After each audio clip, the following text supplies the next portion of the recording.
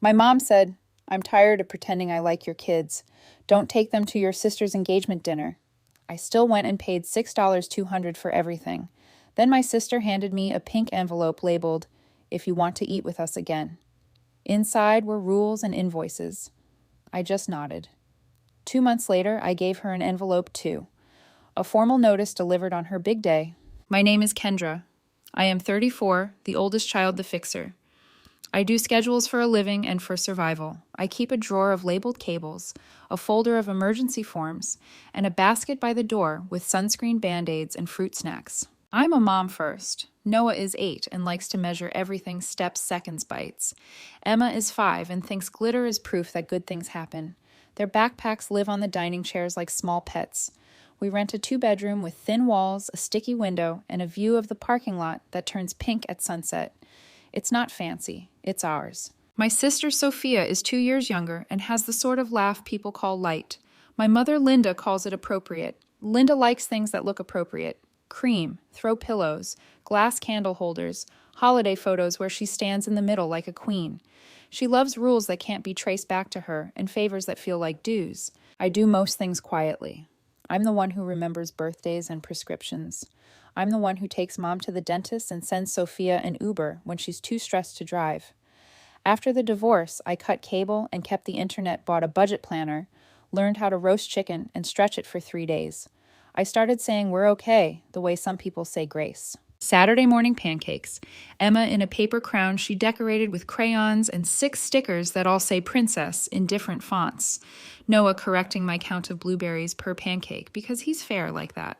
My phone buzzed with Mom. I hit speaker because my hands were in batter. "Kendra," Mom said, clipped like she was cutting a ribbon in the air.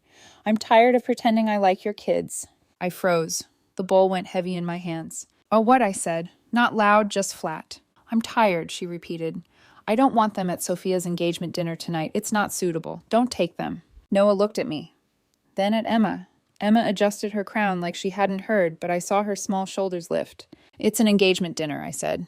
"They're your grandkids." They're noisy. They spill things. It's a curated evening. I'm done pretending." She said curated like she was touring a museum, like my kids were an exhibit that didn't fit the theme. "Say it again," I said, because sometimes I need the words to sit on the table where everyone can see them. "I'm tired of pretending I like your kids. Don't take them to your sister's engagement dinner." The kitchen went smaller. The pancake on the pan burned a little at the edge. "Okay," I said. I wasn't agreeing. I was acknowledging a fact that she had said it.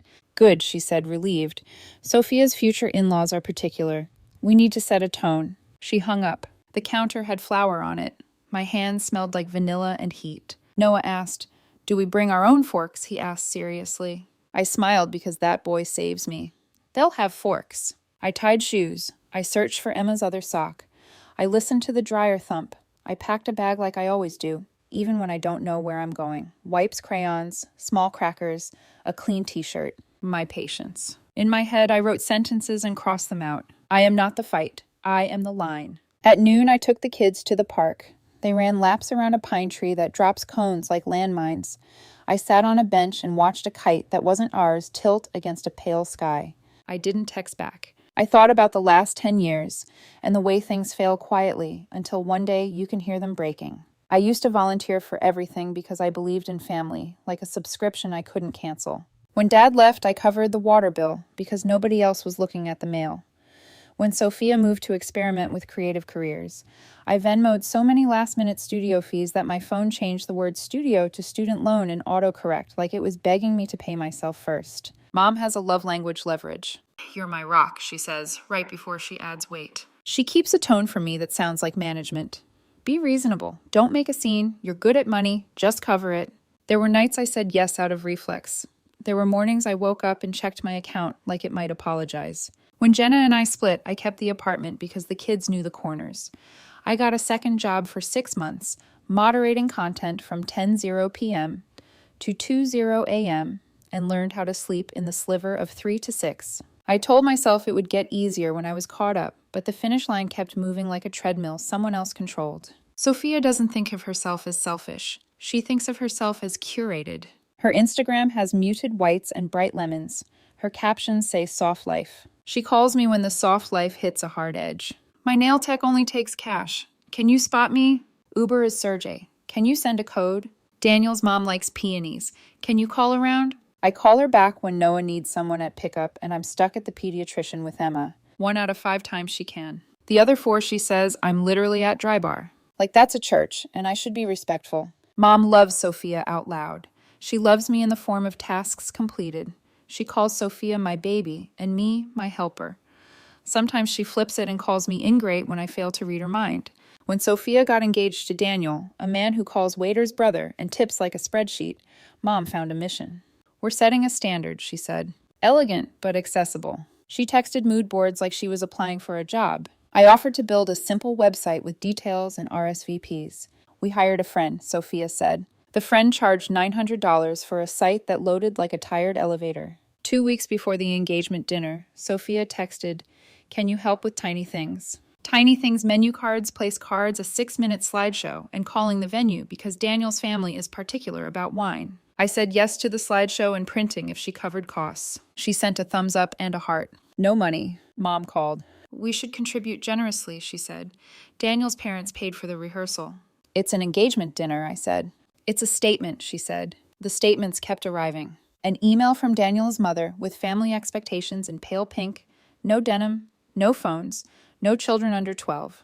RSVP via customized link. We appreciate discretion about costs. That last line was funny coming from a woman who CC'd 6 people. I wrote, we'll dress accordingly. I didn't write what I was thinking, that my kids are not a budget line and I don't raise them to be invisible. The day before the engagement dinner, I dropped off the printed cards at Mom's house. Her house smelled like lemon cleaner and stress. The dining table looked like a craft store had exploded, but tastefully. Mom and Sophia were arranging napkins with surgical focus. Mom looked up like she was seeing me through a window. Perfect timing, she said. We're finalizing the seating. Great, I said. Where are Noah and Emma sitting? Mom paused. Sophia kept folding. Kendra, Mom said carefully, we already discussed adults only. I heard you say you're tired of pretending you like my kids, I said. I'm repeating it the way you repeat an address to make sure the driver heard you. Mom's mouth pinched. Don't be dramatic. I'm quoting. Sophia finally looked up. It's one night. We'll do a cute brunch with them later. Matching robes. I'm not a robe, I'm your sister. She shrugged, then kissed the air next to my cheek. You'll always land on your feet. Which is what people say when they're pushing you. I put the cards on the table. I turned to go. In the kitchen, I stopped. Mom's voice floated in from the hallway like steam. And Kendra can handle it, she said. Handle what? My heart did that double beat. Sophia whispered, don't stress her. She'll think you're using her. I am using her, Mom said softly like a confession she didn't mind. She's the responsible one. I leaned into the wall. The tile was cool through my shirt. I looked at the clock. The second hand ticked like a metronome for a song I didn't want to play. I left without saying anything. I have learned that facts are stronger when they arrive on paper. That night, I printed 3 copies of everything I had already paid for this year. That wasn't mine, the van for Grandma's memorial, the hotel for Aunt Carol, when her roof leaked Sophia's brand shoot balloons. I put them in a manila folder and slid it under my bed like a fireproof box. Saturday morning, Mom called with the sentence that started this. I made pancakes. I watched my kids eat like small leaders of a tiny country I actually believe in. At noon, we went to the park. Around 3, I got a text from Sophia. Can you get here a bit early and help the coordinator love you? No question mark. No, please. No offer to pay the sitter I didn't have. I closed messages. I looked at Noah climbing the rock wall. Muscles tight and sure. I looked at Emma feeding a leaf to an ant like a peace treaty. I decided if there was a line to draw, it would be visible in public. Simple words. I dressed us all. I combed Emma's hair and let her pick strawberry clips. Noah wore the shirt he calls itchy nice and didn't complain once. I packed crayons and snack bars because elegance is often hungry. We got in the car. I set the GPS. My stomach felt like a hand had made a fist and refused to unclench. I drove. The venue had velvet chairs and the kind of lighting that makes everyone look like they've slept well. A wall of fake roses waited for photos. A chalkboard said, Sophia and Daniel, a night of elegance. Under it, rules in looping gold, no phones, no kids, no exceptions. Noah read it and blinked. It says no kids, he whispered. You're with me, I said. You belong where I am. At the check-in table, a woman with a headset smiled like she practiced in front of a mirror. Name? Kendra Morales, I said. 2 kids with me. Her eyes flicked to the board and back. The host requested adults only, she said, voice soft, like a sorry that's not hers. Call the host, I said. She radioed. You could feel the room looking without turning its head. Mom arrived first, all shell pink and tight smile. Kendra, no. Yes, I said. We talked about this, she said through her teeth. You talked at me, I said. Sophia appeared hair in waves, dressed like a champagne bubble. This is an adult dinner, she said, sweet and sharp. They can watch a movie in the car. It's not even hot. They're not pets. They're people, I said. Daniel hovered beige and polite. We have a seating plan, he offered. Add 2 chairs to mine, I said. They'll draw. They won't drink your centerpiece water. Mom hissed, don't make a scene. I'm making a seat, I said. The coordinator decided she'd rather move chairs than manage an explosion. We can add 2 at the end, she said. Thank you, I said. We sat. I gave the kids paper and pens. I whispered, bathroom tap my arm twice, hungry tap once. They nodded. Noah loves rules when they make sense. The first course came with speeches. Daniel's father said legacy like a password. Mom cried and used the phrase maintaining standards. Sophia's friend said, curate our circle. I counted down in my head to steady my breathing. A server slid a pink envelope onto my plate like a magic trick. From the hosts, she whispered. My name was on it, and Sophia's handwriting a heart over the I in Kendra like we were in middle school. I opened it. Inside house policies, blush card stock, future family meals, rules about dress code, noise, floor phone etiquette, exit strategy. Then invoices. One from the florist with your portion highlighted. One from the venue for overage buffer with a note in Sophia's curl. You always help. One from the print shop for the very menus I had designed and printed. Reimburse Mom. At the bottom, in a playful font that made my teeth hurt, if you want to eat with us again. I felt something go still inside me, not collapse. Alignment, like a spine straightening. I looked up. Sophia was watching. Smile bright and waiting like the envelope was a cute joke and I was supposed to laugh. I nodded once. Got it, I said. Mom exhaled like I'd done the right thing. I sat through the rest. I cut Emma's chicken. I told Noah 3 quiet facts about stars because that's how we do calm. I paid attention to the time it takes to pass a basket of bread when no one is feeding you on purpose. The bill came in a little leather folder. The server angled it to me like gravity had a preference. I didn't make a speech. I didn't cry. I slid my card in. I signed like it was a receipt for drywall. $6, 200 and some cents. It looked like a car payment and an apology. Noah leaned against my arm and mouthed, okay. I nodded. He nodded back. Our small treaty. On the way out, Sophia hugged me hard. You're the best, she whispered. There was champagne on her breath and certainty in her tone that made me want to wash my hands. 2 months later, it was her wedding day. I brought an envelope. The morning after the dinner, I woke before the kids. The apartment had that early quiet that feels like a clean page. I made coffee. I opened my laptop. Folders. Names. Dates. I am good at documentation because life taught me that people forget facts when feelings are prettier. I created folders, receipts, screenshots, audio, promises. I uploaded the chalkboard photo, the pink house policies, the invoices, the signed credit slip, Mom's text about pretending, the email thread where Daniel's mom wrote no children under 12, a screenshot of Sophia's story adult only to keep the vibe. Then I wrote one email, short, attached are costs from the engagement dinner that I covered. Please advise on reimbursement timing. Sophia replied with 3 hearts. You're amazing, big sis. It's a tight month. Mom will circle back. Mom texted, we'll settle after the bridal shower. Don't be rigid. The bridal shower happened. It was pink perfumed and sponsored by Passive Aggression. Mom told Aunt Carol loud enough for me to hear. Kendra insisted on paying. She gets so dramatic. Insisted. Dramatic. I added both to promises. 2 weeks later, Sophia emailed a PDF titled Family Agreement Moving Forward. It read like a restaurant policy. Adult-only meals by default. Dress code elevated casual. Contributions proportional to income. Hosts reserve the right to curate guest list. I replied. I decline to opt in. I will attend family events with my children or not at all. I will not participate in cost-sharing plans I didn't design. Please don't assign me bills. Mom called within minutes. How dare you embarrass your sister, she said. By drawing boundaries, I said. By emailing, she snapped. Paper keeps the truth from getting lost, I said. Sophia called crying. You hate me. I love you, I said. I don't love being your wallet. That's cruel, she said.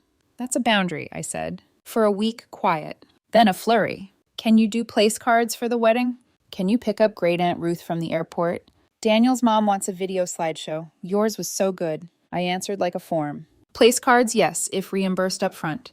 Airport, no. I'll be at Noah's game. Slideshow, yes. $150. Mom texted, family doesn't invoice family. I texted back, family also doesn't invoice family for dinner. We can start fresh. I started putting together something else. A letter. Not a manifesto. Not a grenade. A formality. Title: Notice of Cost Allocation and Participation Terms. Part 1.